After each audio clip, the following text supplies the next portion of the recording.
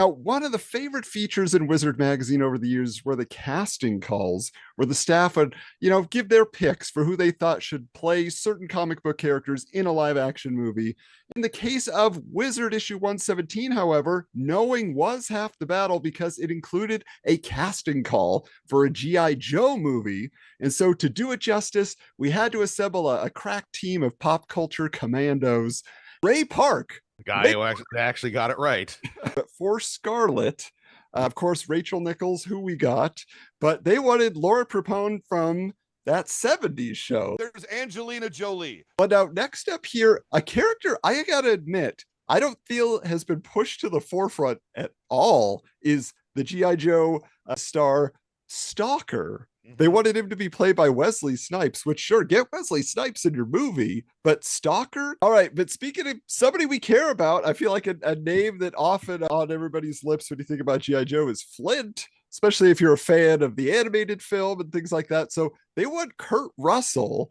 Recently had been in a movie called Soldier. So they wanted him to come in as Flint. Next one up, though, we have someone they're referring to as a literal roadblock to play Roadblock, a man of sizable body. Michael Clark Duncan, RIP. Dwayne "The Rock" Johnson, circa 2001, was right there, about to become a famous action star. Well, next up for Lady Jaye, another female member of the crew here, they wanted Catherine Bell from JAG. And literally the picture that they've chosen, because it's a military-based show, she just looks like Lady Jaye. Uma Thurman. Uma Thurman would have made a great Scarlett and or probably better Scarlett. Howie Long has been cast as Venom. He has been cast as Captain America. And now they want him to play Duke.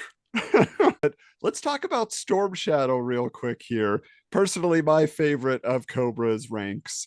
We have a certain voice in our mind when we think of Cobra Commander.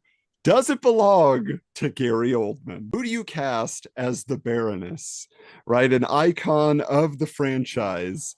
And in this case, because they had recently seen her in a black leather costume in the X-Men movie, Famke Janssen. And so they grab the guy who's going to play another silvery character just a few years later and drop in his voice for the Silver Surfer.